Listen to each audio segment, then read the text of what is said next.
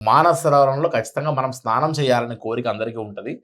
But అక్కడ Chinese వారు, ఇండియన్స్‌నే కాదు మిగతా ఎవ్వరిని కూడా వాటర్‌ని టచ్ చేయడమే పెద్ద కష్టంగా ఉంది. సో, జస్ట్ వాటర్ ప్రోక్షణ మాత్రం చేసుకోవచ్చు తప్ప, స్నానము అనేటువంటిది అది ఈ సంవత్సరం అలౌ చేయట్లేదు. అంటే కొద్దిగా ఎన్వైర్న్‌మెంట్‌ని కూడా కాపాడే ఉద్దేశంలోనో, అక్కడ పొల్యూషన్‌ని మనం పాడు చేస్తామనో, లేతే ఇన్ని సంవత్సరాల తర్వాత వదిలాం కాబట్టి ఫ్లోలో మొత్తం ఎన్వైర్న్‌మెంట్ పాడవుతుందనే ఉద్దేశంతో కూడా అయ్యుండొచ్చు.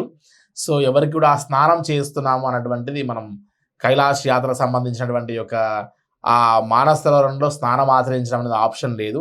అండ్ ఈ సంవత్సరం చరణ్ స్పర్శ అవకాశం ఇస్తారని చెప్పారు ఇండియన్స్‌కి.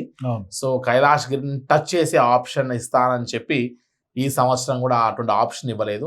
సో, ఈ 2 కారణాలు ఒకటి దృష్టిలో పెట్టుకొని కైలాష్ అండ్ మానసరోవర్ యాత్రకి ఆల్రెడీ వెళ్ళొచ్చిన వారికి ఈ విషయం తెలుసు. వెళ్ళబోతున్న వాళ్ళకి కూడా అది గాయత్రి టూర్స్ అండ్ ట్రావెల్సే కాదు, ఇండియా నుండి ఏ ట్రావెల్ ఏజెంట్‌తో మీరు ట్రావెల్ చేస్తున్నా ఈ మానసరోవరంలో స్నానం అనేటువంటిది ఏజెంట్ చేతిలో ఉండదు. ఖచ్చితంగా చైనీస్ వారి యొక్క రూల్స్ అండ్ రెగ్యులేషన్స్‌ని కంప్లీట్‌గా మనం బేస్ చేసి వెళ్ళాలి. సో, వారి రూల్స్ చాలా స్ట్రిక్ట్‌గా ఉంటాయి. ఖచ్చితంగా మనం పాటించవలసిందే. సో, ఈ చరణ్ స్పర్శ గాని, అట్ ది సేమ్ టైమ్ మానసరోవరంలో స్నానం ఈ 2 మాత్రం ఇప్పుడు లేవు అనేటువంటి ఒక భావనతోనే మనం కైలాష్ యాత్ర చేయడమే ఈ సంవత్సరంలో పెద్దగా మార్పులు అని చెప్పొచ్చు.